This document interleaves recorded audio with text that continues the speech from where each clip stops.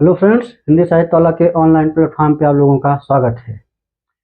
हम लोग प्राचीन भारत इतिहास पे इतिहास के अंतर्गत प्राचीन भारतीय इतिहास पे वैदिक काल और उत्तर वैदिक काल इस पे चर्चा हम लोग कर चुके थे। आज हमारा टॉपिक जो होगा वो है प्राचीन भारत में धार्मिक आंदोलन। तो आज का हमारा टॉपिक है प्राचीन भारत में धार्मिक आंदोलन, या इसी को हम ऐसा भी कह सकते हैं नास्तिक संप्रदायों का उदय। क्या कह सकते हैं? नास्तिक संप्रदायों का उदय। अब देखिए, इस पे हम चर्चा करेंगे कि आज ये प्राचीन भारत में तो धार्मिक आंदोलन है या नास्तिक संप्रदायों का उदय है, इसके हम लोग पृष्ठभूमि को या इसके परिचय के जानेंगे। इसके परिचय के विषय में चर्चा करेंगे, पृष्ठभूमि जानेंगे। देखिए, एक तो इसको धार्मिक आंदोलन क्यों कहा गया, या नास्तिक संप्रदायों या नास्तिक संप्रदाय क्यों कहा गया, पहले हम लोग इसको जानने की कोशिश करेंगे। तो देखिए, अगर हम बताएं जिससे जिससे मानव समाज जो है विकास के क्रम में आगे बढ़ रहा था, प्रारंभिक जब हुआ उसका, तो अपने प्रारंभिक दौर से जब वो गुजर रहा था मानव समाज, तो उसके मन में अनेक तरह के सवाल उठने लगे, जैसे कि इस दुनिया को बनाया किसने, हम जन्म क्यों लेते हैं, हमारी मृत्यु कैसे होती है, हमारी परेशानियों का कारण क्या है। इन सब सवाल उसके दिमाग में घूम रहे थे। इन्हीं सवालों के जवाब में 6ठी शताब्दी ईसा पूर्व के उत्तरार्ध में मध्य गंगा घाटी में अनेक जो है संप्रदायों का उदय हुआ। समझ रहे हैं? और आप लोग जानते ही हैं कि जो धर्मों का जन्म चूंकि मानवीय जीवन के मूलभूत सवालों के जवाब में हुआ, इसीलिए इन धर्मों की दार्शनिक व्याख्याएं, नियम, कानून और आचार विचारों ने आंदोलन की तरह काम किया। ठीक, तो इसीलिए इसको धार्मिक आंदोलन कहा गया। समझ रहे हैं? उसके बाद ये भी इन्होंने समय समय पर जो है ये जो धर्म थे या ये मानवीय जीवन शैली को समय समय पर महत्वपूर्ण भूमिका निभाई। अगर हम उदाहरण स्वरूप देखें तो जैसे वैदिक काल में देख रहे वर्ण व्यवस्था और कर्मकांड प्रधान था वैदिक काल, और बुद्ध या जैन धर्मों में अगर हम देखें तो वहाँ पे देखो जो है उनके उपदेशों, आचार विचारों ने समाज में फैले भौतिकवादी रवैये को मानवीय परेशानियों का कारण बताया है। समझ रहे हैं? जो मानवीय परेशानियों का कारण इन्होंने अपने विचारों के, जो भौतिकवादी जीवन, मनुष्य भौतिकता के पीछे भाग रहा है, उसको इन बौद्ध और जैन धर्मों ने उसको दुख का कारण बताया है। अब देखते हैं आगे थोड़ा और हम कि अब तो हम लोग जान गए कि इसको धार्मिक आंदोलन क्यों कहा गया। अब देखते हैं इसको नास्तिक संप्रदाय, जो हमने कहा कि अथवा में नास्तिक संप्रदाय भी इसको कहते हैं। तो देखो, नास्तिक किसे कहते हैं? तो आप जो जानते हैं, एक आस्तिक होता है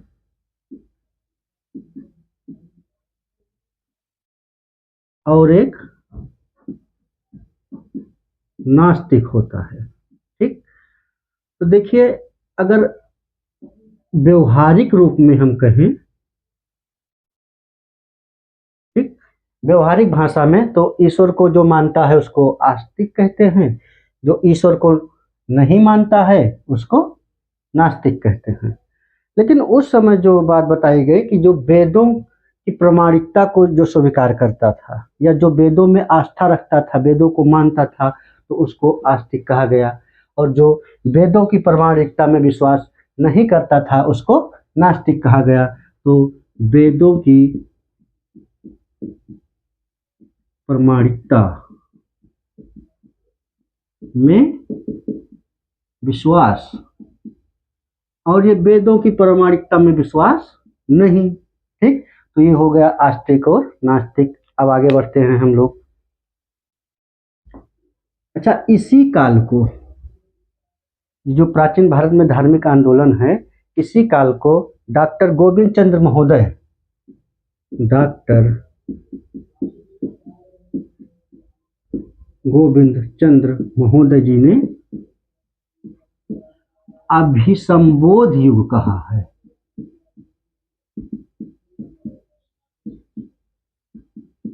इसी काल को धार्मिक क्रांति का काल कहा जाता है। इसी काल को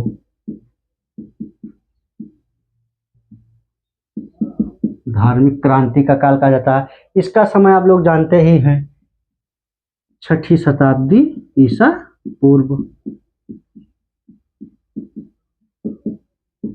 और इसका क्षेत्र स्थान मध्य गंगा घाटी में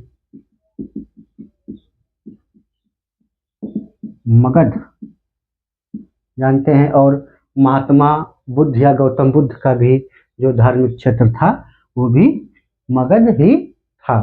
तो ये था पृष्ठभूमि टाइप का एक। अगर अब हम चर्चा करें इन नास्तिक संप्रदायों के उदय के क्या कारण थे, या ये प्राचीन भारत में धार्मिक आंदोलन के क्या कारण थे, तो इस पे हम लोग कुछ पॉइंट वाइज चर्चा करेंगे। तो पहला कारण जानते हैं।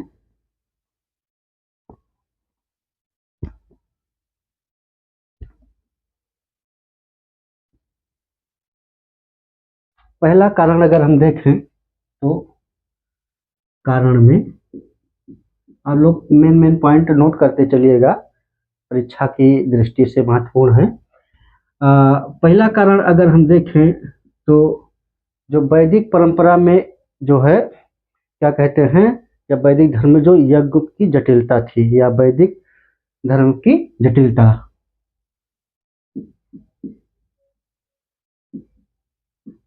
वैदिक धर्म की जटिलता।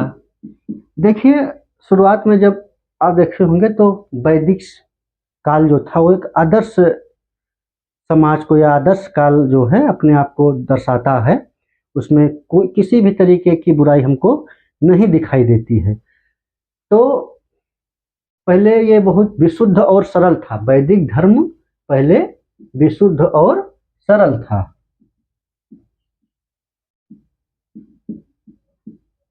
वैदिक धर्म पहले बहुत विशुद्ध और सरल था। इसमें किसी भी तरीके की जो है आडंबर या अंधविश्वास, कर्मकांड टाइप का ऐसा कुछ था नहीं। लेकिन बाद में जब धीरे धीरे जब उत्तर वैदिक काल आया तो इसमें जो है तमाम तरीके के जो है क्या कहते हैं, अनेक वैदिक काल में धर्मों में अनेक जटिलताएं आने लगी। किसी एक विशेष व्यक्ति के हाथ में जो है धार्मिक सत्ता चली गई, और अनेक तरीके से आडंबरों का या कर्मकांडों का चलन इसमें हो गया। तो कहीं ना कहीं ये आम जनता से तो दूर ही था, जो समाज के निम्न वर्ग के लोग थे। तो ये एक कारण हो गया वैदिक धर्म में जो जटिलता उत्पन्न हुई। इन्होंने प्राचीन भारत में धार्मिक आंदोलन की उत्पत्ति में या नास्तिक संप्रदायों के उदय में महत्वपूर्ण भूमिका निभाई। अगर दूसरा कारण हम देखते हैं तो वो है जाति प्रथा की जटिलता। समझ रहे हैं, जाति प्रथा की जटिलता। अब देखिए, पहले वैदिक काल में वैदिक आर्यों के द्वारा जो है कर्म के आधार पर वर्ण व्यवस्था का विभाजन किया गया था, जिससे समाज को सुचारू रूप से चलाया जा सके। ठीक, वर्ण व्यवस्था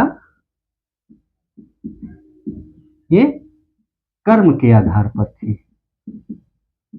ठीक, बाद में उत्तर वैदिक काल में ये जाति के आधार पर ही हो गई। वर्ण व्यवस्था जो है वो जाति के ही आधार पर हो गई।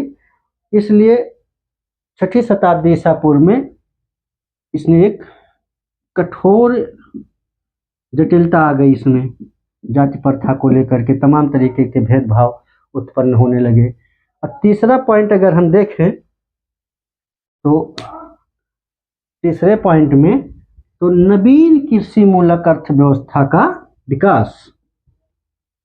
क्या है वो तीसरा पॉइंट, नोट कर लीजिए आप लोग। नवीन कृषि मूलक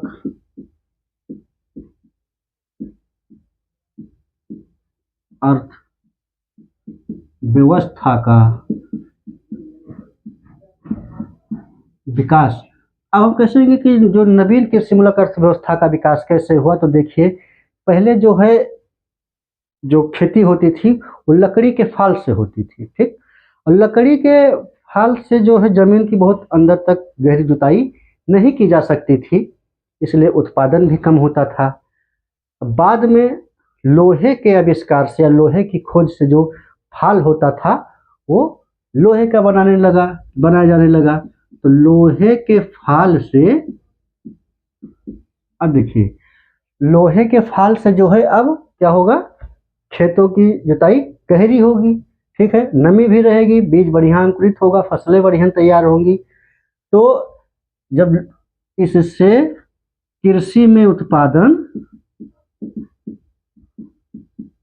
अधिक होने लगा, या कह सकते हो अधिशेष उत्पादन होने लगा। तो कृषि में अधिशेष उत्पादन से दो तरीके से चेंजेस आए, कैसे, एक आर्थिक क्षेत्र में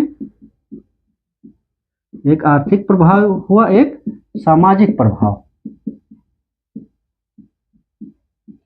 अगर हम आर्थिक प्रभाव पे चर्चा करें तो जब कृषि में अधिशेष उत्पादन हुआ तो व्यापार वाणिज्य एवं नगरों का विकास हुआ, ठीक। इससे व्यापार वाणिज्य और नगरों का विकास हुआ। Garden child R S Sharma महोदय ने इसको नगरीय क्रांति का काल भी कहा है। आर एस शर्मा जी ने इसको नगरीय क्रांति का काल कहा है, क्योंकि साहित्य में हमको 60 नगर एवं 6 महानगरों की चर्चा मिलती है। 60 नगर और 6 महानगरों की चर्चा मिलती है। आप लोग नोट कर लीजिए इसको, ठीक। अब अगर हम आगे देखें तो सामाजिक प्रभाव क्या हुआ, जब समाज उसमें कृषि में अधिशेष उत्पादन हुआ तो असमानता भी उत्पन्न हुई, और ये असमानता ने वर्ग विषमता को जन्म दिया, और इस वर्ग विषमता ने वर्ग संघर्ष को, एक प्रकार से आप कह सकते हैं कि समाज कुल मिलाकर एक प्रसव काल से गुजर रहा था। ये समाज प्रसव काल से गुजर रहा था। अब हम, ये हो गया तीसरा पॉइंट, ये चेंजेस आप लोगों ने देख लिया। अब देख लीजिए चौथा पॉइंट।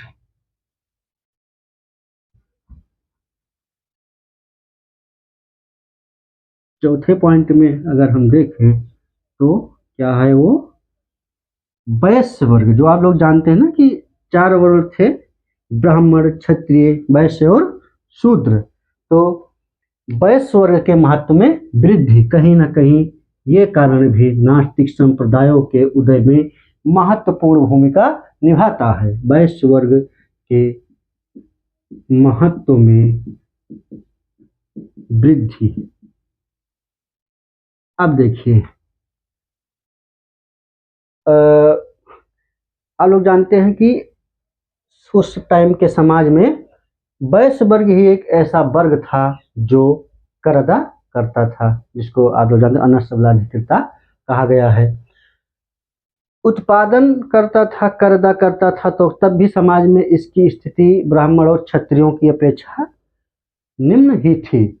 लेकिन जैसे व्यापार कृषि लोहे के आविष्कार से जब अधिशेष उत्पादन होने लगा तो कहीं ना कहीं ये भी अपना महत्व स्थापित करने के लिए उसने ब्राह्मणवादी व्यवस्था पर चोट की। वो चोट कैसे की, क्योंकि वैदिक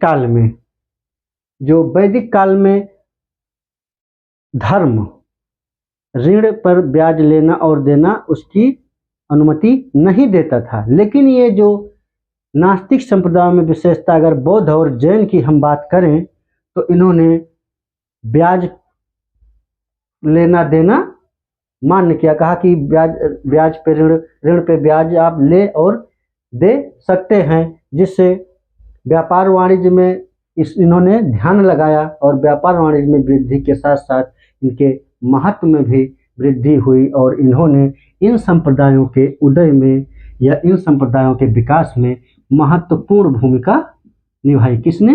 वैश्य वर्ग ने। ठीक। अब देखिए एक रीजन यहाँ और हम अगर करें तो भाषा की जटिलता। ठीक। नेक्स्ट रीजन है भाषा की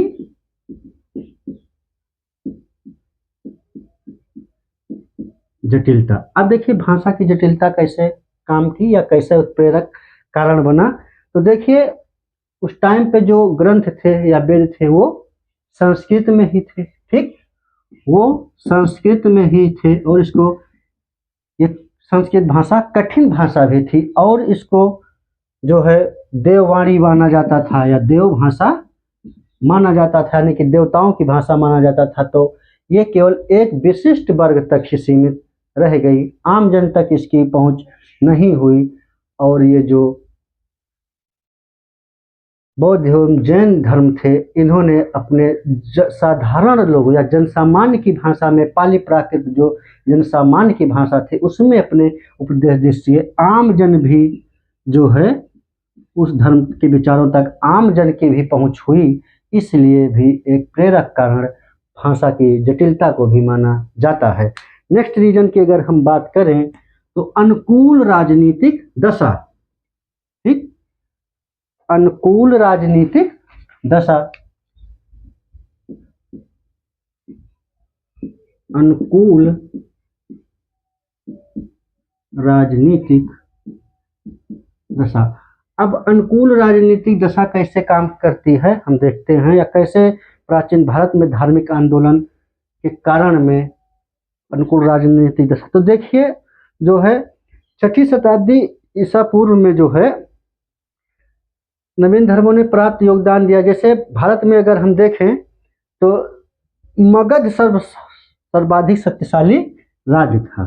जो मगध था वो सर्वाधिक शक्तिशाली राज्य था। और यहाँ के शासक देखिए जैसे बिंबिसार और अजात शत्रु, ये ब्राह्मण प्रभाव से मुक्त थे। ठीक। इसलिए इन बिंबिसार या अजातशत्रु जैसे राजाओं की वजह से भी इन्होंने अन्य धर्मों को प्रश्रय दिया, अन्य नास्तिक संप्रदायों के विचारों को बढ़ाया। तो कहीं ना कहीं अन्य धर्मों के विकास में नास्तिक संप्रदायों के उदय में महत्वपूर्ण भूमिका निभाई। तो इस प्रकार अनुकूल राजनीतिक दशा, जो हमारा लास्ट पॉइंट था, नास्तिक संप्रदायों के उदय में महत्वपूर्ण भूमिका निभाई। अच्छा अगर हम देखें तो बौद्ध ग्रंथ ब्रह्मजाल सूत्र। बौद्ध ग्रंथ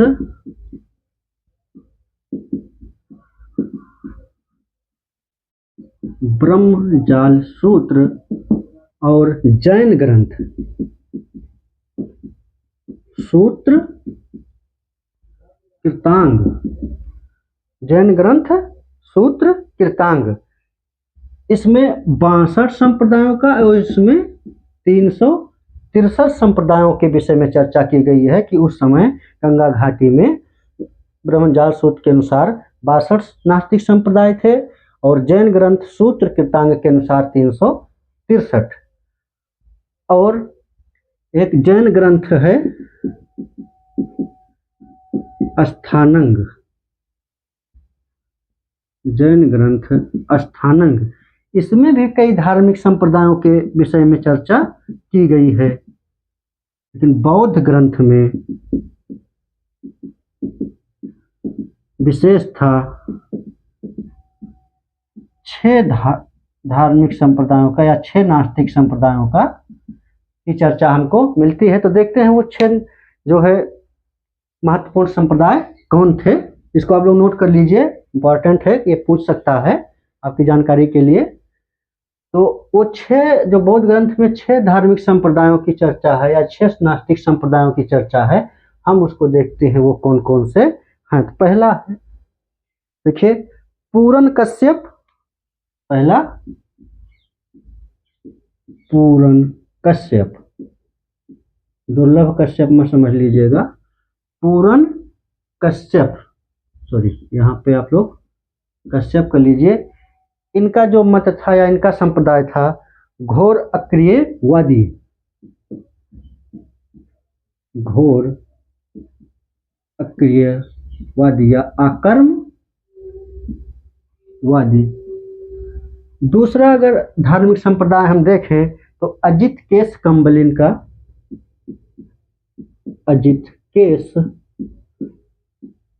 कंबलिन का क्या है, अजित, नोट करते चलिए आप लोग, अजित केश कंबलिन का उच्छेदवादी या भौतिकवादी,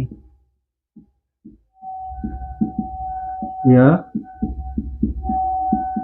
भौतिकवादी।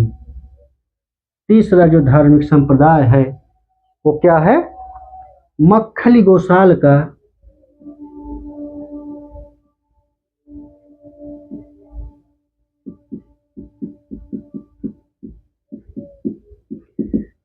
मक्खली गोसाल का नियतिवादी या भाग्यवादी,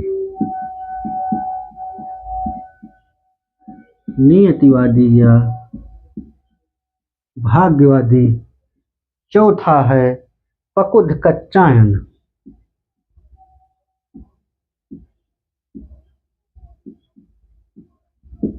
पकुध कच्चायन का संप्रदाय क्या है, इनका भी नियतिवादी ही कहा जाता है। उसके बाद पांचवा है संजय बेलटपुत्र, संजय बेलटपुत्र। इनके संप्रदाय का नाम संदेहवादी। और नेक्स्ट जो लास्ट होगा वो है निगंठनाथ पुत्र, निगंठनाथ पुत्र। तो निगंठनाथ पुत्र जो है बौद्ध ग्रंथों में महावीर को ही निगंठनाथ पुत्र कहा गया है। बौद्ध ग्रंथों में महावीर को ही निगंठनाथ पुत्र कहा गया है। और एक ये देखो 6, 1 2 3 4 5 6, ये 6 संप्रदाय हो गए जो बौद्ध ग्रंथों में इनकी चर्चा हमको मिलती है। और ये जो 6 के जो है, ये जो सभी 6 प्रधान आचार्य हैं ये उम्र में महात्मा बुद्ध से बड़े थे। ये सभी जो है उम्र में या आयु में महात्मा बुद्ध से ज्येष्ठ थे। नोट कर लीजिए इसको आप लोग, ये बहुत इंपॉर्टेंट है। ठीक, अब आगे हम लोग देखते हैं, नोट कर लीजिए, स्क्रीनशॉट ले लीजिए। आगे बस 1 मिनट 2 मिनट की क्लास और बची है।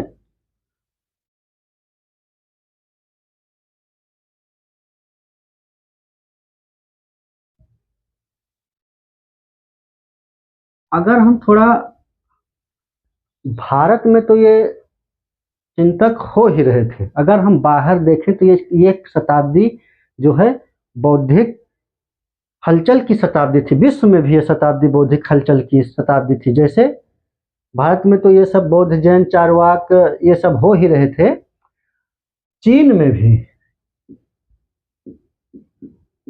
में कन्फ्यूशियस और लाओ त्से, ईरान में जरथुस्त्र, यूनान में पाइथागोरस और जूडिया में जेरेमिया। तो ये जो है 6ठी शताब्दी ईसा पूर्व में भी इन जैसे धर्माचार्यों का प्रादुर्भाव हमें देखने को मिलता है। तो आज ये प्राचीन भारत में जो धार्मिक आंदोलन हमारा टॉपिक था, इस पे हम लोगों ने इसकी पृष्ठभूमि या उसके परिचय के विषय में आज हम लोगों ने जाना। अब आगे जो इन धार्मिक संप्रदायों में या नास्तिक संप्रदाय जो मेन दो हैं, जैन और बौद्ध, इनकी एक एक करके हम इनकी चर्चा करेंगे। तो सबसे पहले हम लोग जैन को पढ़ेंगे। तो नेक्स्ट क्लास में हम लोग जैन धर्म के विषय में पढ़ेंगे। तब तक अगर आप लोग हमारे चैनल पर नए हैं तो लाइक और सब्सक्राइब शेयर जरूर करिए, ताकि आपको एक तरफ से बढ़िया क्लास मिलती रहे। तो मिलते हैं नेक्स्ट क्लास में। धन्यवाद।